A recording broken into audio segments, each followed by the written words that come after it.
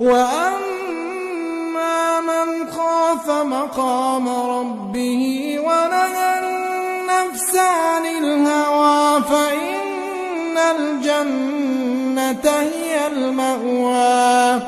يسألونك عن الساعة أيان مرساها فيم أنت من ذكراها إلى ربك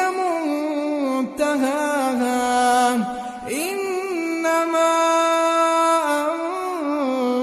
أنت منذر من يخشاها كأنهم يوم يرونها لم يلبثوا